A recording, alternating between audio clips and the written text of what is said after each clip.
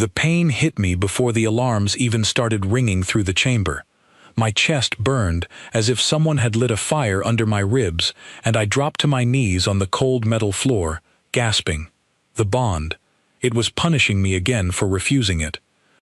I had sworn, on the day they dragged me into this arrangement, that I would never let it take root. 3 months had passed since that day, and my body was still fighting me over the choice. My name is Calith Vess, daughter of one of the oldest bloodlines among the Illyrian people.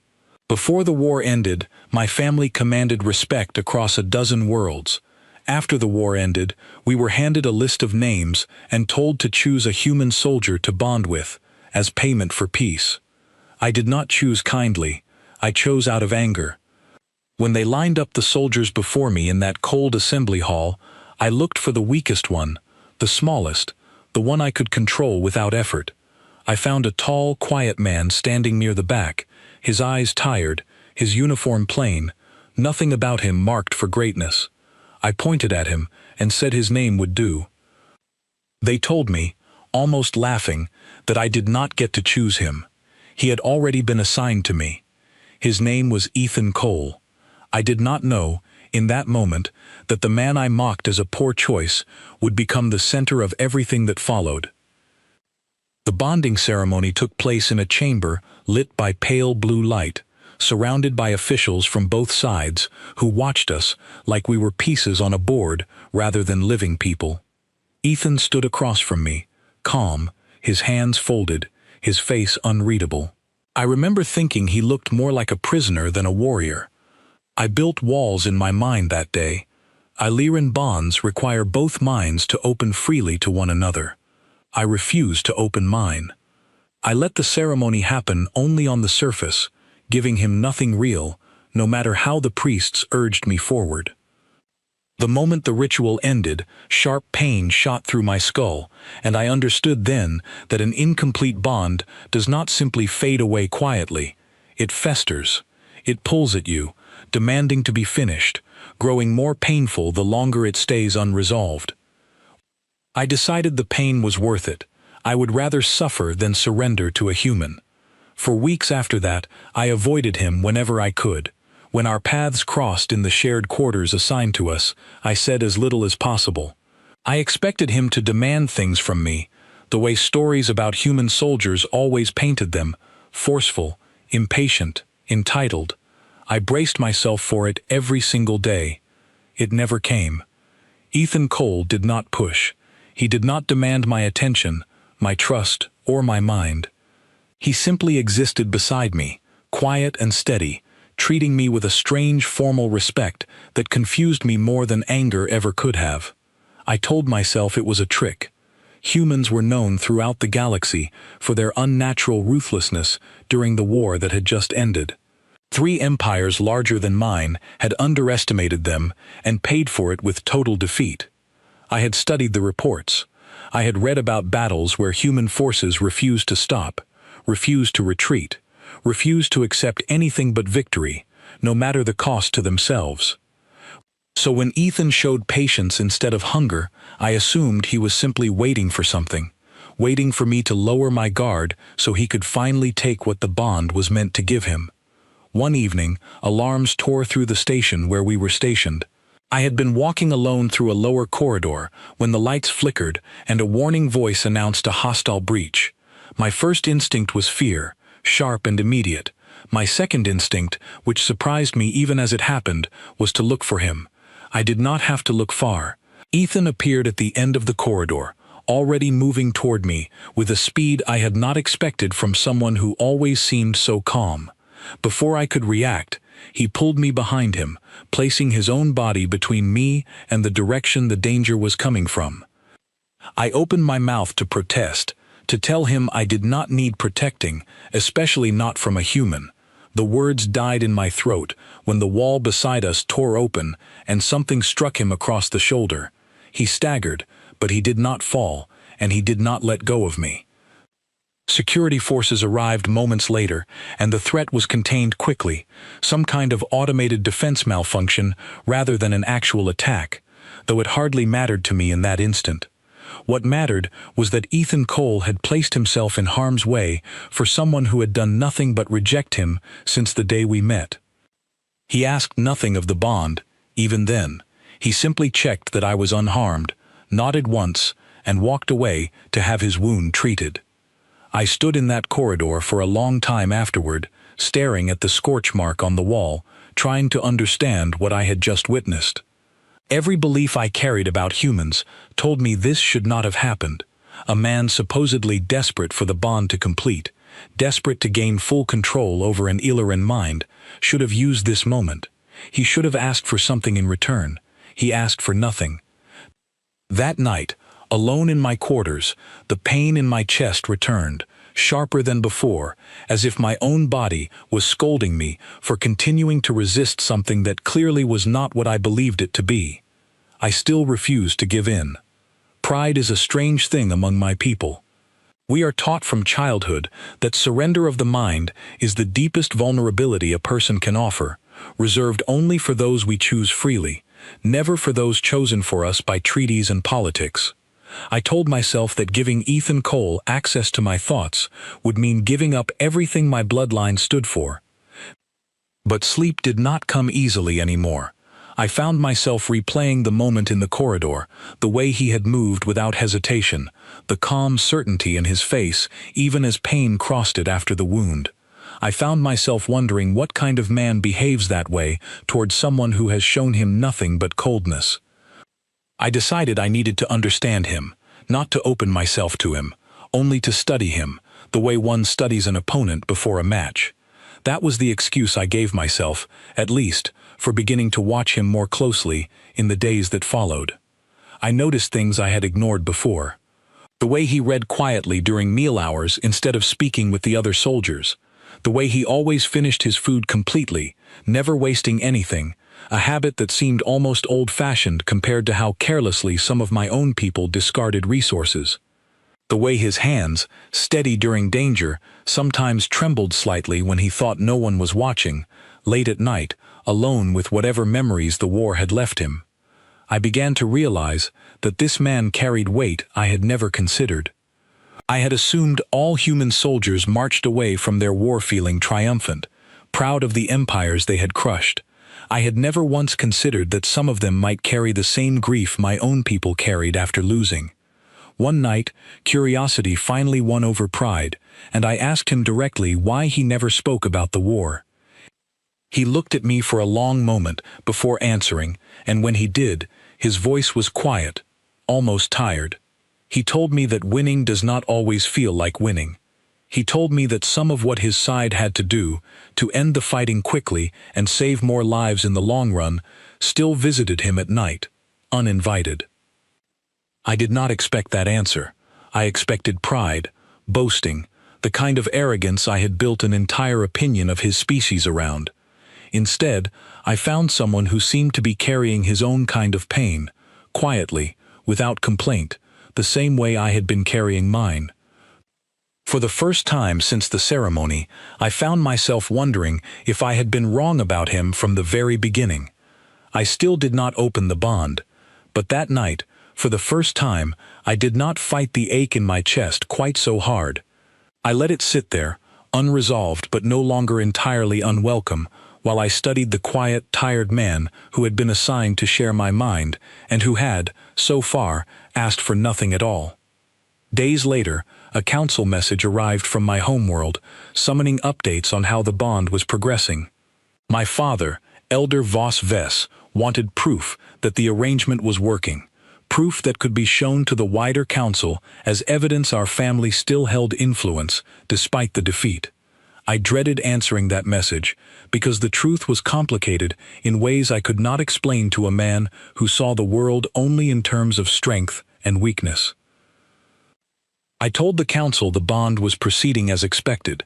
It was not entirely a lie. It was also not entirely the truth. Ethan never asked what I told my family. He never asked about my father, or my house, or the political weight riding on our arrangement. He simply continued as he always had, steady, quiet, present, without being demanding. One evening, while sitting across from him during a shared meal neither of us had planned, I found myself asking a question I had never intended to ask. I wanted to know why he had accepted this assignment at all. He set down his cup slowly before answering.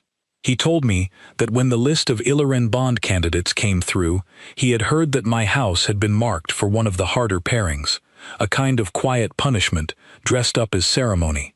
He said he had volunteered for it on purpose, because he did not want someone less prepared to end up hurt trying to manage what everyone assumed would be a difficult bond. He had chosen this, not for power, not for control. He had chosen it to spare someone else a harder path. I sat there in silence, unsure what to say, while something inside me, quietly, reluctantly, began to shift. A signal tore through the station 3 days later, sharp and urgent, the kind that made every soldier in the corridor freeze mid-step. I was in the training hall when it hit, and within seconds Ethan was at the doorway, calling my name, telling me we needed to move. I did not question him. Something in his voice left no room for questions. We ran together through corridors that had gone suddenly dark, emergency lighting casting everything in dim red. Ethan kept himself half a step ahead of me the entire way, checking corners before I reached them, guiding me with a hand on my shoulder whenever the path grew uncertain. I remember thinking, even in the middle of my fear, that his hand felt steady in a way nothing else around me did that night. We reached a sealed door that refused to open. Ethan pressed his palm against the panel, cursed quietly under his breath, and turned to check the corridor behind us. That was when I saw them, 3 armed figures moving toward us with clear intent, wearing markings I did not recognize. I learned later they belonged to a splinter faction among my own people, Illyrian extremists who believed any bond with a human was a betrayal of our species, no matter what treaty required it. They had been hunting bonded pairs quietly for weeks, and we had simply become their latest target. Ethan stepped in front of me without a moment of hesitation. He did not ask me to run. He did not ask me to hide. He simply placed himself between me and the danger, as though it were the most natural thing in the world. I watched him move in a way I had never seen a person move before, precise, calm, utterly without wasted motion. He disabled the first attacker with a strike that left the man unconscious rather than harmed beyond recovery. He redirected the second attacker's weapon with practiced ease, turning what could have been a serious injury into nothing more than a startled retreat. The third fled entirely once the first 2 went down. The entire encounter lasted less than a minute, yet it changed something permanently in how I saw him. When the corridor finally fell silent again, Ethan turned to check on me immediately, his hands gentle as he asked if I had been hurt anywhere. I told him I was fine, though my voice shook more than I wanted it to. He nodded, accepted the answer, and did not press further, even though I could see concern still lingering behind his calm exterior. I realized, standing there in that dim red corridor, that I had spent months assuming the worst about a man who had just placed his own safety beneath mine without a second thought. Security teams arrived shortly after, and the attackers were taken into custody. Officials from both human and Illyrian sides gathered to question us, and I found myself repeating the same account over and over, watching how carefully everyone studied Ethan, as though searching for some hidden motive behind his actions. There was no hidden motive. I understood that now, even if I was not yet ready to admit it fully to myself. That night, back in the safety of our shared quarters, I sat across from him while he cleaned a small cut along his arm, refusing my offer to help, insisting it was nothing serious. I studied him quietly, searching for whatever it was that made him act the way he did. I asked him, finally, why he had stepped in front of me without hesitation when he owed me nothing, when I had given him nothing but coldness since the day we met. He looked up at me, surprised by the question, and told me simply that it was not about what I had given him. It was about what he had chosen to do the moment he accepted the bond, whether I opened my mind to him or not. He said that among his people, protecting someone was not conditional on whether they returned the feeling. It was simply what you did, once you had decided someone mattered to you. I did not know what to say to that. I sat in silence for a long moment, feeling the ache of the incomplete bond pulse quietly in my chest, no longer entirely unwelcome, no longer entirely something I wanted to keep pushing away. Word of the attack spread quickly through the station, and within days, both human and Illyrian officials arrived to review the security failure that had allowed extremists to reach us. Among them was a human officer named Grace Whitfield, tall, sharp-eyed, clearly someone Ethan respected deeply from the way he greeted her. Grace pulled me aside during the review, away from the crowd of officials, and spoke to me plainly, without the careful diplomacy everyone else seemed to use around me. She told me she had served alongside Ethan during the final campaigns of the war, and that she had never once seen him hesitate to protect someone under his care, regardless of species, regardless of circumstance. She told me that whatever reputation I had built in my mind about human soldiers, Ethan Cole was not a man driven by conquest. He was a man driven by duty, and by a quiet, stubborn kindness that refused to fade even after everything the war had put him through. I asked her why she was telling me this. She said simply that she had seen too many bonded pairs fail because the Illyrian side refused to look past old fears, and she did not want to see that happen to someone Ethan clearly cared about, even if he had not said so directly. Her words stayed with me long after she left. Over the following weeks, something between Ethan and I began to shift, slowly, carefully. I no longer avoided him in shared spaces. I found myself seeking out conversations instead, asking about his life before the war, about a family he rarely mentioned, about a home he had not seen in years because of how long the fighting had lasted. He answered honestly, without the guarded distance he had kept in our earliest days together. I learned he had a younger sister still living on a colony world far from the front lines, someone he wrote letters to whenever he found the time, though he admitted many of those letters went unanswered because of how disrupted communication networks had become during the war's final stretch. I told him, in turn, about my own family, about the pressure of my bloodline, about a father who valued political standing above almost everything else, including, I suspected, his own daughter's well-being. It was the first time I had spoken those words aloud to anyone, and saying them to Ethan felt strangely easier than it would have felt saying them to another Illyrian. The bond still remained incomplete between us, the ache in my chest a constant quiet reminder of the choice I had not yet made. But for the first time since the ceremony, I found myself wondering if completing it might not be the surrender I had always believed it to be. Perhaps, I thought, it might simply be a choice, freely made, towards someone who had already chosen me first. A joint assignment came through official channels a week later, requiring both bonded pairs stationed at our outpost to assist with a diplomatic escort mission along a contested border region. Ethan and I were among those selected, given our recent encounter with hostile extremists made us, according to the officials, a useful example of a bond holding steady under pressure. I almost laughed when I heard that description. Our bond was still incomplete, still nothing more than a painful ache neither of us spoke about openly to outsiders. Yet somehow, we had become a symbol of stability to people who had no idea how much uncertainty still lived between us. The journey to the border region required several days of travel aboard a small transport vessel, close quarters that left little room for the distance I had once relied on to keep my guard up around him. I found myself sharing meals with him daily, discussing books he had read during long deployments, listening to him hum quietly under his breath while repairing equipment in his spare hours, a habit I found unexpectedly endearing. One evening, while the transport passed through a quiet stretch of space with nothing but distant stars visible through the viewport, Ethan asked if I wanted to hear something about human customs that most Illyrian never learned from official reports. I told him I did. He explained that among humans, trust was rarely given immediately or automatically, even between family members. It was built slowly, through small, consistent actions repeated over time, rather than grand gestures or forced declarations. He said this was part of why he had never pushed me toward opening the bond, because forcing trust, in his experience, only ever produced something hollow and temporary.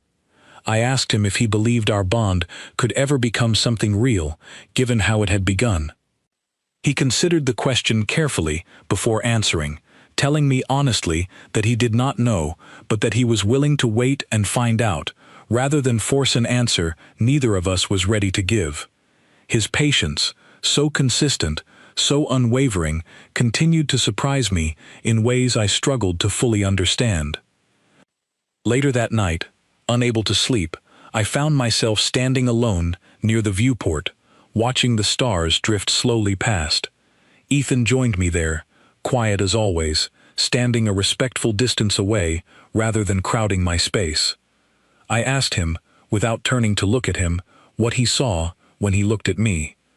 I expected him to deflect the question, or perhaps to answer with something diplomatic and safe. Instead, he told me he saw someone carrying more weight than she let anyone see, someone raised to believe strength meant never showing vulnerability, even when vulnerability might have made things easier for her. He told me he saw someone he respected, more than he had expected to, given how our arrangement had begun. I turned to face him then, searching his expression for any hint of falseness, any trace of the manipulation I had spent months bracing myself against. I found none. I found only quiet honesty, offered without demand, without expectation of anything in return. For the first time since the ceremony, I let the wall around my mind soften, just slightly, just enough to feel the faint edge of his presence brushing against mine through the bond. It was gentle, careful, nothing like the forceful intrusion I had always feared. It felt, strangely, like warmth. I pulled back quickly, startled by how much I had liked that brief moment of contact, and Ethan, sensing my hesitation, stepped back as well, giving me space without any trace of frustration or disappointment. He told me quietly that whenever I was ready, he would be there. Not before, not because the treaty demanded it, only when I chose it freely, for myself. I did not answer him that night. I returned to my quarters and sat awake for hours, turning his words over in my mind, feeling the ache in my chest shift into something less like pain and more like longing. The following day, our transport arrived at the border outpost, and the diplomatic escort mission began in earnest. Tensions ran high among the local populations, still recovering from years of conflict, still uncertain whether the fragile peace between species would hold. Ethan and I were assigned to accompany a group of officials touring several settlements, ensuring their safety while local leaders negotiated resource agreements meant to stabilize the region further. During one such tour, a group of local Illyrian settlers, still angry over losses suffered during the war, gathered near the main meeting hall, shouting accusations at the officials inside, some directing their anger specifically at the human soldiers present, Ethan included. I watched him remain calm throughout the confrontation, never reaching for a weapon, never raising his voice, simply standing steady while local security worked to disperse the crowd peacefully. When one of the settlers, an elderly man clearly overwhelmed by grief for family lost during the fighting, broke through the perimeter and approached Ethan directly, shouting through tears about a son who had died fighting against human forces, I expected Ethan to step back, to let security handle the situation. Instead, he knelt down to meet the man at eye level and told him quietly that he was sorry for his loss, that no victory, no matter how necessary, erased the weight of what war took from families on both sides. He did not defend himself. He did not make excuses. He simply offered honest sorrow, freely given. The old man stared at him for a long moment, anger slowly draining from his expression, replaced by something closer to exhausted grief. Security eventually guided him away gently, but the tension in the crowd noticeably eased after that exchange, as though Ethan's simple honesty had done more to calm the situation than any official negotiation happening inside the hall. I stood watching the entire scene unfold, feeling something in my chest shift permanently. I had spent my whole life believing humans incapable of genuine remorse, incapable of anything beyond calculated strength. Ethan had just proven, in front of an entire crowd of skeptical onlookers, how wrong that belief truly was. That evening, back at the outpost quarters assigned to us, I found myself sitting across from him once again, though this time the silence between us felt different, softer, less guarded than it had ever been before. I told him what I had witnessed that day had changed something in me, that I no longer saw him the way I once had, that the walls I had built around my mind since the ceremony no longer felt like protection. They felt, increasingly, like a barrier keeping me from something I had begun to want. Ethan listened quietly, giving me space to finish, never once interrupting or pushing for more than I was ready to give. When I finally fell silent, he reached out slowly, giving me every opportunity to pull away if I chose to. I did not pull away. I let his hand rest gently over mine, and for the first time since the ceremony, I opened my mind to him fully, without hesitation, without fear. The bond surged between us instantly, warm and steady, nothing like the painful pull I had endured for months. I felt his relief mixing with my own, felt years of quiet loneliness on his side, meeting years of guarded pride on mine, both of us finally allowing something real to take shape between us. We sat together in silence, long after the bond settled, simply existing in that shared warmth, neither of us needing words to understand what had just changed between us. I did not know then how quickly that fragile new connection would be tested. I only knew that whatever came next, I no longer intended to face it alone. The alarm came just before dawn, ripping through the outpost with a violence that left no room for confusion about what it meant. Ethan was awake instantly, pulling on his gear before I had even fully opened my eyes, his voice sharp with an urgency I had not heard from him before. He told me the extremist faction that had attacked us weeks earlier had returned, this time in far greater numbers, and their target was clear. They intended to remove me entirely, believing that eliminating a bonded Illyrian noble would prove the treaty could never truly hold, giving them the justification they needed to drag both our peoples back into open conflict. I felt fear settle into my chest, sharper than anything the incomplete bond had ever caused me. But beneath that fear, for the first time, I also felt something steady, something anchored, the quiet presence of Ethan's mind linked now firmly with my own, giving me strength I would not have had alone. We moved quickly through the outpost corridors, joining a small group of officials and security personnel attempting to reach the evacuation shuttles before the extremists breached the outer defenses. Grace Whitfield met us along the way, her expression grim, informing Ethan that the attacking force had already disabled 2 of the perimeter checkpoints and was advancing faster than initial reports suggested. Ethan turned to me then, his voice calm despite the chaos around us, telling me to stay close, that he would not let anything happen to me. Through the bond, I felt the full weight of that promise. Not empty words spoken for comfort, but a certainty rooted deep in who he was. We reached the central hall just as the extremists broke through the main entrance, dozens of armed figures pouring into the corridor ahead of us, shouting demands for the officials to surrender the bonded pairs stationed at the outpost. Security forces moved to intercept them, but the numbers were overwhelming, and within moments, the corridor became a chaotic scramble of retreating officials and defending soldiers trying to buy time. Ethan pulled me behind a support pillar, positioning himself between me and the advancing extremists, his focus absolute, his movements precise, even as the situation grew more dangerous around us. I watched him work alongside Grace and the remaining security team, disabling attacker after attacker with controlled efficiency, never allowing the chaos to overwhelm his judgment. One of the extremists broke through the defensive line, moving directly toward the pillar where I stood hidden. Ethan intercepted him without hesitation, and the 2 of them struggled fiercely, the extremist clearly trained, clearly determined, refusing to yield even as Ethan gained the upper hand repeatedly. Through the bond, I felt Ethan's focus narrow entirely onto protecting me, felt the discipline beneath his calm exterior transform into something fierce and immovable, a version of him I had never witnessed before. This was the reputation I had read about in old reports, the unstoppable determination that had ended a war against forces far larger than his own. Except now, for the first time, I understood it was never about conquest. It was about refusing to lose the people he had chosen to protect.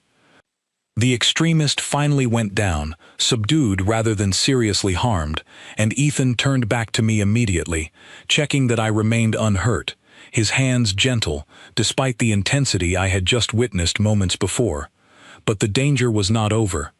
A second wave of extremists pushed forward from the opposite corridor, forcing our small group to retreat toward a sealed chamber near the rear of the hall.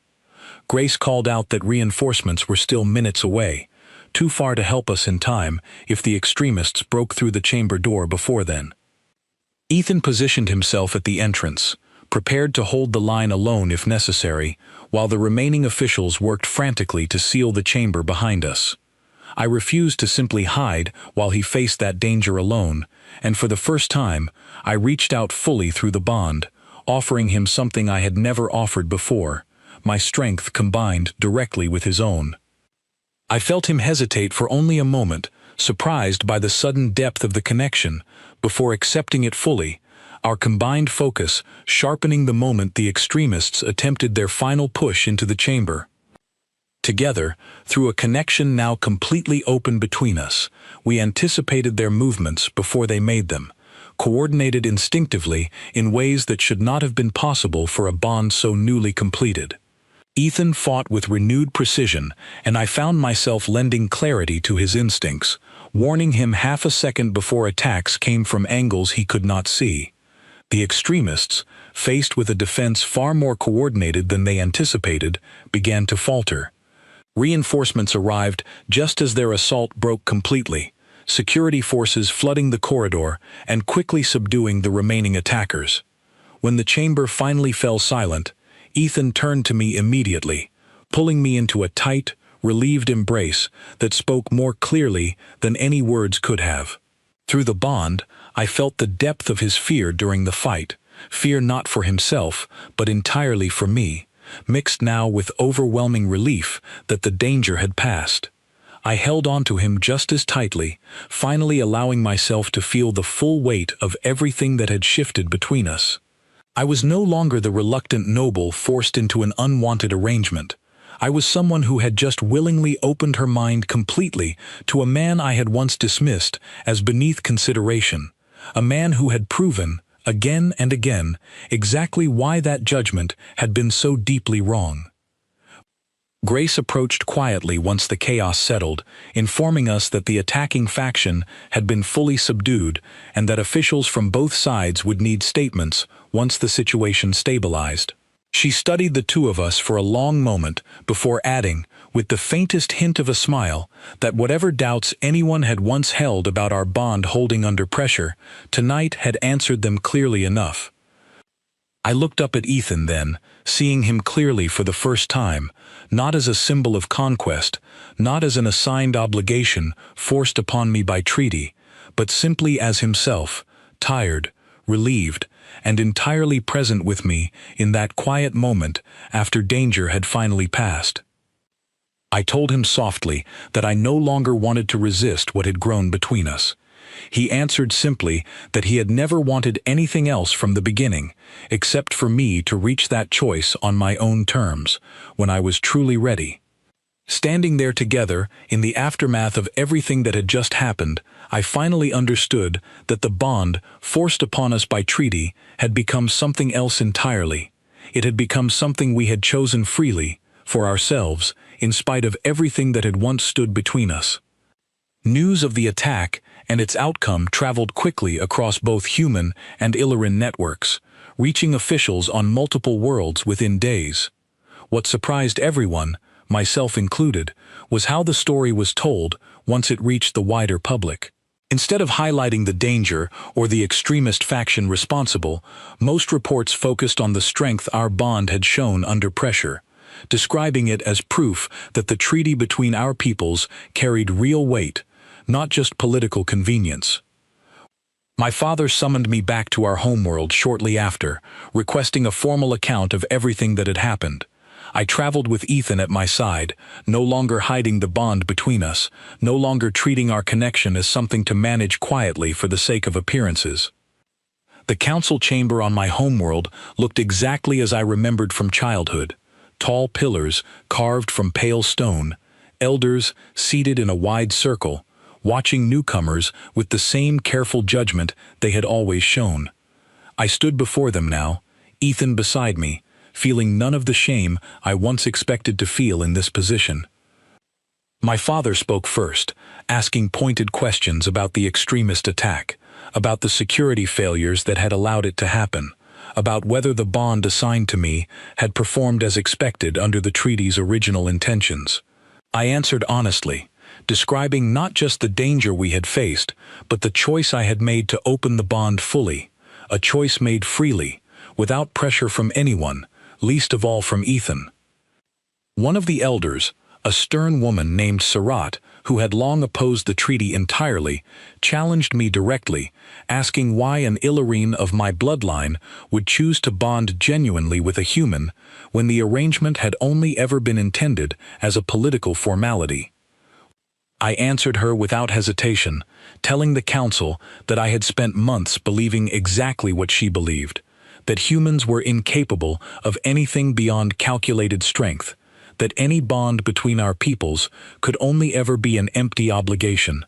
I told them I had been wrong, and that I had learned this not through diplomatic reports or official treaties, but through watching one man consistently choose kindness, patience, and sacrifice, even when nothing required him to do so. I described the attack in the corridor weeks earlier, when Ethan had shielded me without hesitation.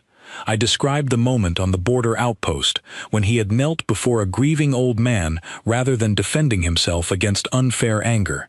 I described the fight in the central hall, when he had held the line against overwhelming numbers, refusing to retreat, refusing to let harm reach me, even at great risk to himself. I told the council that whatever fear they still carried about humanity, born from a war none of us wished to repeat, they were mistaking strength for cruelty. Human strength, as I had come to understand it, was never about domination. It was about how far they were willing to go for the people they had chosen to protect, and I had become, without ever expecting it, one of those people. Silence settled over the chamber after I finished speaking. My father studied me for a long moment, something unreadable crossing his expression before he finally nodded, accepting my account without further challenge. Sarat remained visibly unconvinced, though even she offered no further argument against what I had described. The council eventually dismissed us, agreeing that further review of the extremist threat would continue separately, but that the bond between Ethan and myself would be formally recognized as a success under treaty terms. A small technical statement that meant far more to me personally than it likely meant to anyone else in that chamber. Afterward, walking together through the quiet gardens outside the council hall, Ethan asked quietly what I had truly meant by everything I said inside. I told him simply that every word had been true, that I no longer saw him as an obligation forced upon me, but as someone I had chosen, freely and completely, regardless of what the treaty had originally intended. He reached for my hand then, and I let him take it, feeling the steady warmth of the bond between us settle into something calm and lasting, nothing like the painful ache that had once defined our connection. We remained on my homeworld for several more days, allowing time for the political dust to settle, before returning together to the outpost where our story together had truly begun. Grace greeted us warmly upon our return, informing us that word of the council's decision had already spread among the other bonded pairs stationed there, giving many of them renewed hope that their own arrangements might eventually grow into something genuine as well. I found myself, in the weeks that followed, spending time with other Illyrian bonded to human soldiers, listening to their own struggles and doubts, offering what encouragement I could based on everything I had learned. Slowly, quietly, the attitude among the bonded pairs at our outpost began to shift, fear giving way gradually to cautious trust, distance giving way to genuine partnership. One evening, months after the council hearing, Ethan and I sat together near the same viewport where I had first felt the gentle edge of his presence brush against my mind. The stars outside looked exactly as they had that night, distant and constant, watching over everything that had changed between us since then. I asked him if he had ever doubted, during those early months of silence and resistance, whether I would ever come to feel differently about him. He considered the question honestly before answering, telling me there had been moments of doubt, but that he had decided early on it was worth waiting for, regardless of the outcome, because forcing the bond would have given him nothing real, even if it had been easier. I told him I was grateful he had waited, grateful for every quiet, patient choice he had made throughout those difficult early months, choices that had eventually led me here, sitting beside him freely, without fear, without resentment, without the walls I had once built so carefully around my mind. He smiled then, the same quiet, steady smile I had come to know so well, and told me that everything worth having was worth being patient for, whether it was peace between our peoples or something as simple and complicated as trust between two people who had started as strangers, forced together by circumstances neither of us had chosen. Looking back now, I understand clearly what I did not understand on the day of that first ceremony. The treaty had forced a bond between us, cold and mechanical, nothing more than political necessity dressed up in ritual. But everything that made that bond real, everything that transformed it from obligation into something worth protecting, we had built entirely ourselves, choice by choice, moment by moment, long after the ceremony itself had ended. They called our bonding an honor once, though I only ever felt it as a leash in those early days. Now, sitting beside Ethan Cole beneath a sky full of distant stars, I understand honor differently than I once did. It was never in the ceremony forced upon us. It was in every quiet choice that followed, choices neither of us were required to make, choices we made anyway, for each other, until what began as a forced arrangement became, simply and completely, home.